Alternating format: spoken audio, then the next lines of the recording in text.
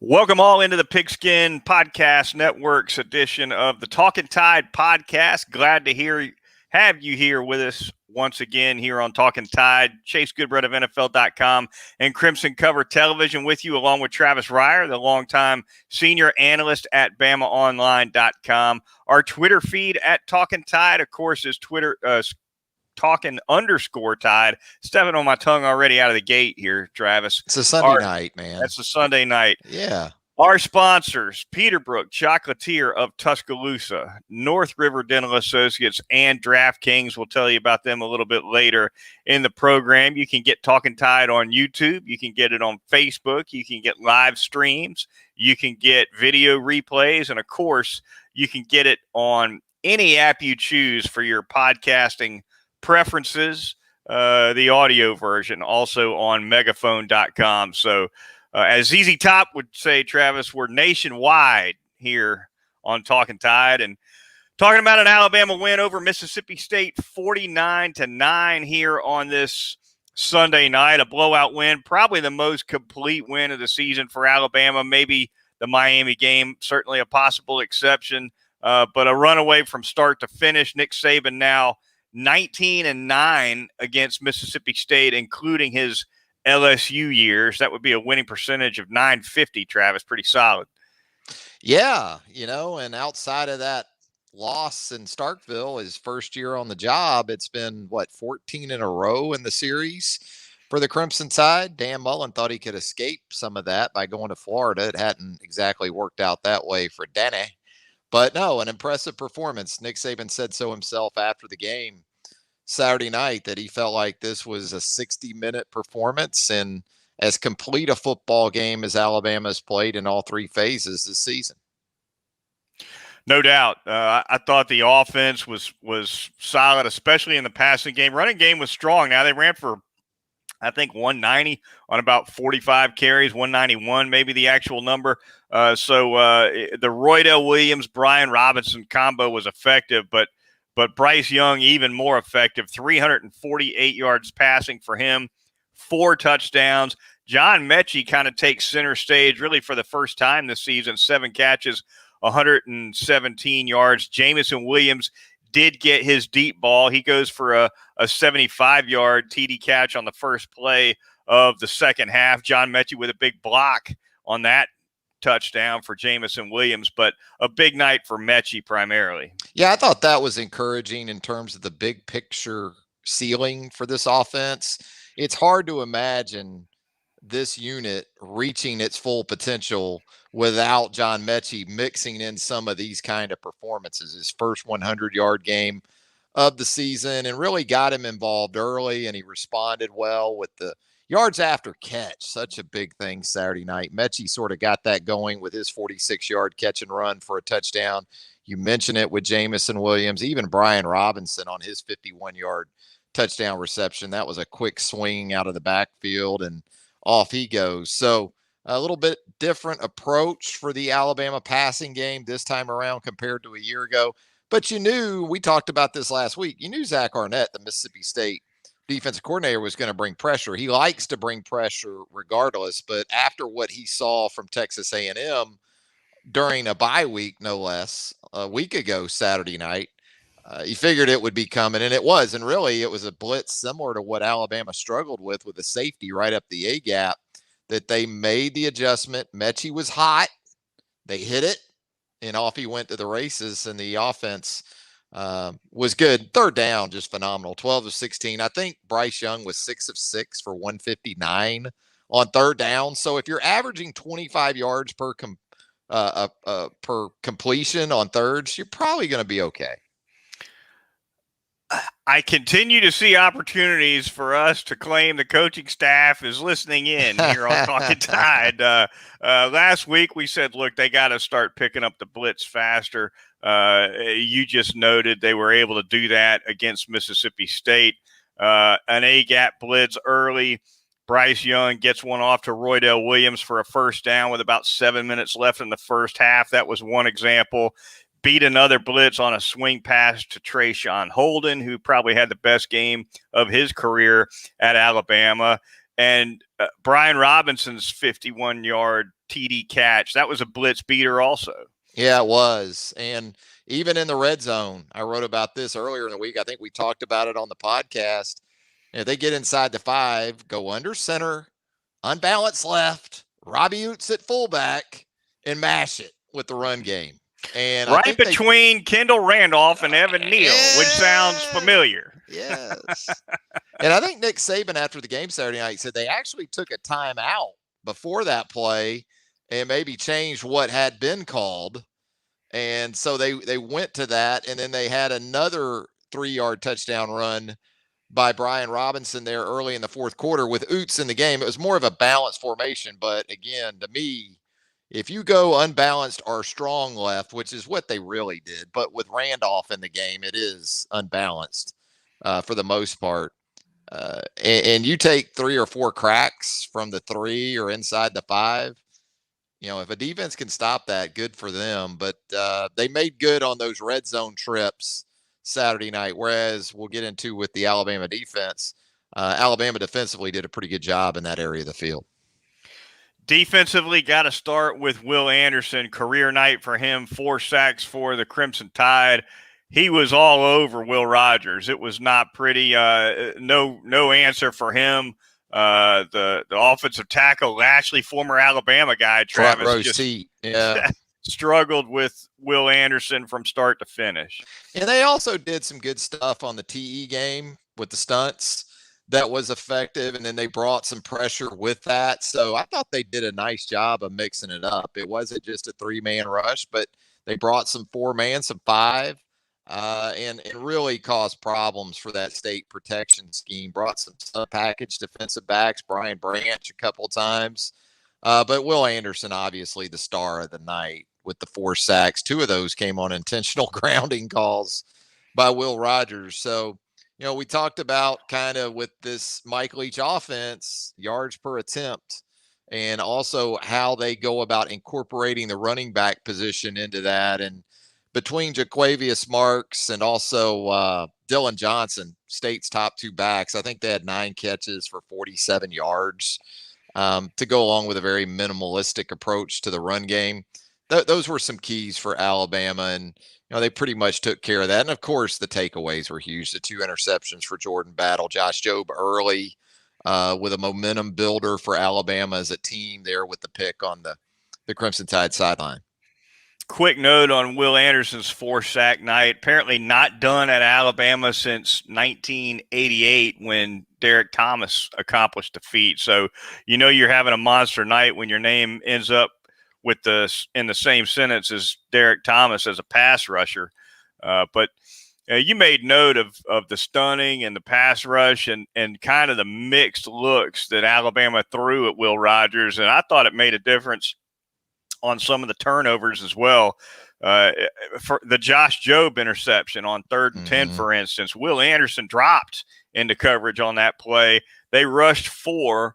Only one of them was a defensive lineman. That particular play when Josh Jobe got his pick, your 4 pass rushers were Malachi Moore, who came on a blitz from the backside, Henry To'oTo'o, Dallas Turner, and Justin Aboibe. So 3rd and long, they're not going to send a lot of big people. They're going to be sending the little guys, Travis. Yeah, they just essentially played cover 2 on that, brought zone pressure, and it fooled Will Rogers. There's no doubt about it. He thought he had one thing pre-snap. It ended up being something else. Nick Saban talked about it after the game. I think it maybe surprises some people to hear it, but this isn't a state offense, even with Mike Leach's reputation as an offensive guru, that does much in terms of pre-snap motions and eye candy and things like that. So they give you a pretty set picture of what you're going to get pre-snap, which in today's football is a relief to a defense. You can kind of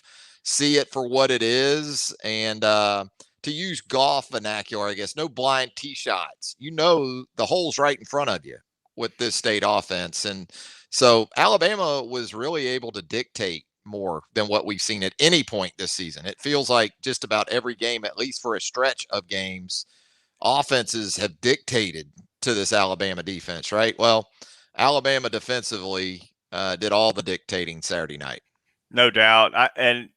With regard to the 3-man rush, which we saw a little bit of, I'm from the Kirby Smart school on the 3-man rush, Travis, and Kirby Smart pretty much will tell you the 3-man rush shouldn't exist. He thinks it's a waste, and I've always tended to agree with that because quarterbacks are too good. You rush 3, you drop 8, you give them enough time, they'll pick you apart eventually. However, I've got to admit, I thought the 3-man rush was fairly effective for Alabama. As a matter of fact, on Jordan Battle's pick 6, that was a 3-man rush. So they had some. They definitely threw Will Rogers off here and there, dropping 8. I guess I don't know if that would fly against a better quarterback. Yeah, and Alabama is able to play more zone, or willing to play more zone than probably they have been in the last 10 or 15 years, and formula similar to what they used a year ago against State and Tuscaloosa. Although Nick, after the game, mentioned that they had put in a new cover 3 look for this game with what he called a thief coverage, which I guess freed up Jordan Battle on those 2 interceptions. So made some adjustments whenever you can get pressure with different fronts and different looks. And, we wondered too about the other outside linebacker position. Well, it really wasn't a factor in the game because they went with a 3-man front for most of the game that had 2 defensive linemen and Will Anderson at the other end. Opened the game with LeBrian Ray at an end, Fadarian Mathis at the nose, walked up Christian Harris from time to time on an edge, did some different things with their personnel that allowed them to keep probably their very best options from a personnel perspective on the field together throughout the game.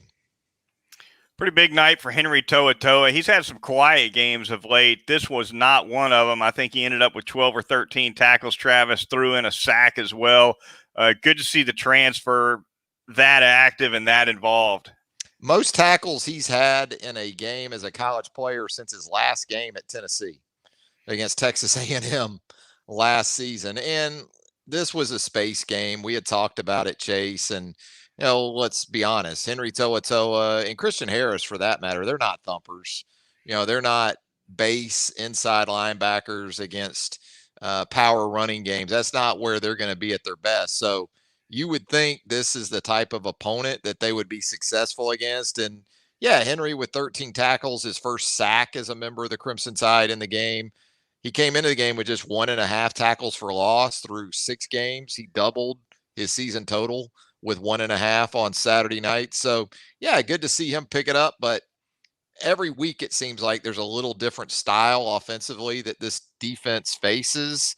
Probably will be some of that next week with Tennessee. But again, maybe more so along the lines of another running type quarterback. That was a benefit to Alabama Saturday night too. You didn't have to worry about where were you going to find Will Rogers, right? You knew where he was going to be. Hendon Hooker, assuming he's healthy this week, and even if it's Joe Milton for Tennessee, they're going to threaten you with their legs. Will Rogers, I thought, showed a lot of guts too, Travis. Hurt his shoulder during the game. You could see him warming up on the sideline before he went back in, kind of wincing and holding it. And to look at him, you'd have thought this guy doesn't belong on the field. But not only did he keep going back out there, he kept making some pretty good throws. And look, he ended up throwing 3 picks. He didn't play great. But even after he got hurt, he went out there, he competed, and he made at least a few big-time throws post-injury. Tough dude. And it looked like that he hurt the right shoulder on the sack by Christian Harris and Brian Branch. But, he took a big shot from Jordan Battle as Battle was going into the end zone on that interception return for a touchdown. So could have been a little bit of both, although I think the former probably had more to do it. Tough for Will Rogers. He's thrown 2 touchdown passes in games against Alabama the last 2 years, Chase. The problem is both of them have gone for Alabama touchdowns. Patrick Surtain had a pick 6 last year of Will Rogers, and then Battle does it to him on Saturday night. 3 more interceptions against Alabama. He's yet to throw a touchdown pass. And And State has nice receivers. I mean, Jaden Wally has put up some big numbers, but he's a slot guy. Ultimately, if they can't get a pretty good bit of production, though, again, out of those backs, specifically in the passing game, it's going to be tough. A lot of Dallas Turner again in this game, Travis. Do you have a sense, as I do, that it certainly looks like it's more of Turner's job right now while Alabama awaits the return of Drew Sanders as opposed to a Turner Braswell platoon? Yeah, it's going to be interesting this week to see exactly where Drew Sanders is at, because last week Saban said that Sanders is back on the practice field, but he hadn't reached a point yet where he had been cleared. So, in terms of what makes the most sense, maybe getting through Tennessee, getting to the bye week, which gets him another week before you face LSU in early November, might make the most sensible return target date for Drew Sanders. So I think it's going to be a continuation. And, again, we did see LeBron Ray get a start at one defensive end, but I think Tennessee is going to demand more of that four-man front with Will Anderson at one of those spots.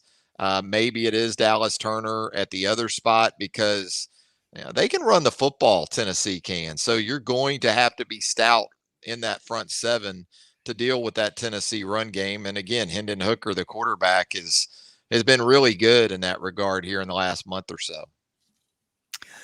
The Talkin Tide podcast on the Pigskin Podcast Network. Chase Goodbread and Travis Reier with you, and we're going to thank a couple of sponsors here quickly. We're going to start by telling you a little bit about North River Dental Associates. Now, Dr. Jack Smalley, a former Alabama football player, has an outstanding practice here in the Tuscaloosa area, 1100 Fairfax Park, easily located for all your dental needs, all of your family's dental needs.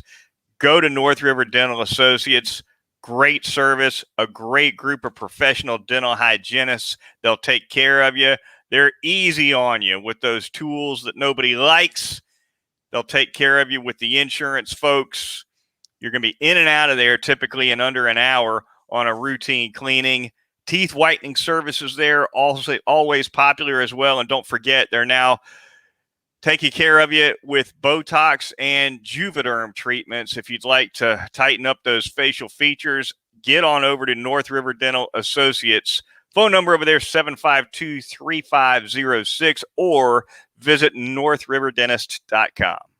I'm going to tell you about Peterbrook Chocolatier, also located in the Indian Hill section of Tuscaloosa, coming off a great weekend, and it was made even better by some of that chocolate popcorn. Those chocolate strawberries are never a bad idea either, but that chocolate popcorn right there, I got mine Goodbread with the dark chocolate on it, but you can get the classic milk chocolate on that popcorn. You can get white chocolate custom ordered for you there at Peterbrook Chocolatier, 1530 McFarland Boulevard North in the Indian Hill section of Tuscaloosa. You got Halloween coming up. You got a big stretch of Alabama home football games. So that means tailgating goodies. You're going to want to get by Peterbrook Chocolatier for those as well. Peterbrook Chocolatier, the champions chocolate. Finally, going to tell you about our corporate sponsor, and that would be DraftKings. Another week of NFL action in the books at DraftKings Sportsbook, the official sports betting partner of the NFL. New customers can bet just $1 on an NFL game this week at DraftKings and win $100 in free bets if either team scores a point. Download the DraftKings Sportsbook app now. Use promo code TPPN. That's the Pigskin Podcast Network acronym.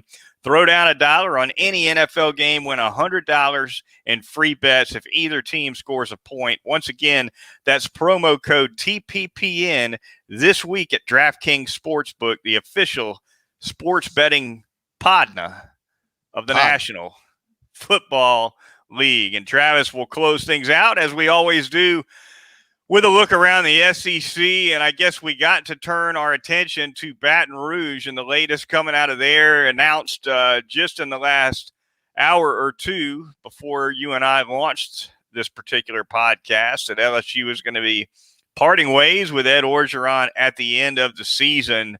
what a quick crash for Travis, just to go from national champs and arguably the best college football team I've ever seen in 2019 to not even being able to get through 2021.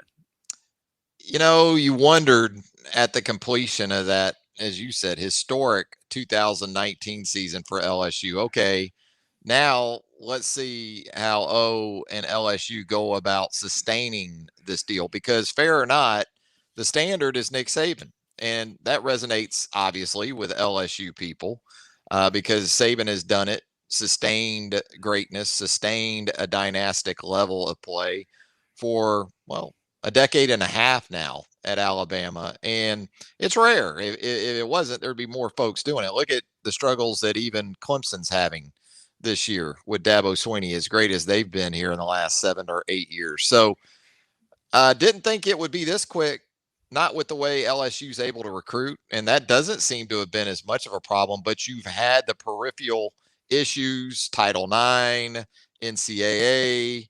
I think all these things come together. And yes, the on the field performance, as I know O alluded to in his love letter to the LSU fan base Sunday night, stuck with, was a big part of that, or the focal point of that. But there's other stuff that LSU is also dealing with that we'll see. Maybe O is in the middle of it. Maybe it'll prove that he isn't. But there is just so much noise right now, even with the win over Florida Saturday. Sounds like this had been in the works. And look, by doing this now, guarantees he walks away with what, $18 million? If he doesn't do this now and you end up with some with cause scenarios, right? There's a gamble here if O doesn't go ahead, right? And sort of go off into the sunset.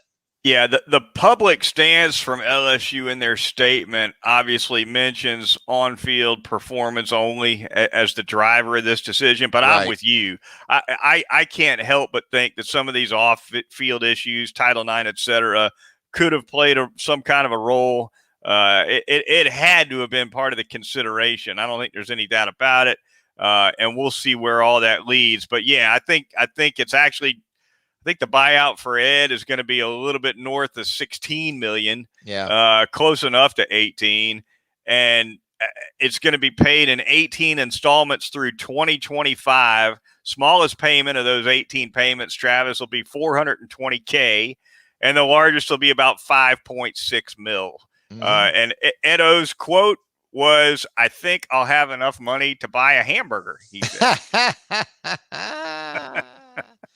R12. Yeah, O's gonna be fine. O's probably gonna just hunker down and say like Destin, somewhere in that area on the Gulf Coast. He'll jog with his shirt off every day, through 30A and all that area. Make the 55-year-old divorcee swoon as he goes through. Yeah. And then there'll be that occasional event that it apparently is a part of his separation agreement that he must attend some LSU events on an annual basis. They'll send the jet for him, scoop him up, take him to New Orleans, wherever he wants to go, wherever the events are. It's going to be beautiful for O. And then all this crap's going to blow over. And then in 2 years, maybe he's the head coach at University of Louisiana. Maybe he's in Lafayette or somewhere. O is a survivor. I mean, there's no doubt about that. I don't think we've seen the last of him as a coach unless this Title IX and this NCAA stuff really proves combustible. If I was a hotshot college coach, I would tell Jimmy Sexton, who would be my agent if I were a hotshot coach, that I want my buyout payments fat up front and light on the back end instead of the other way around. And I don't know what Ed O's buyout structure looks like, but assuming that it's like any other and that there's offset language in there to where LSU doesn't have to pay the buyout if he gets another job somewhere else and offsets that money.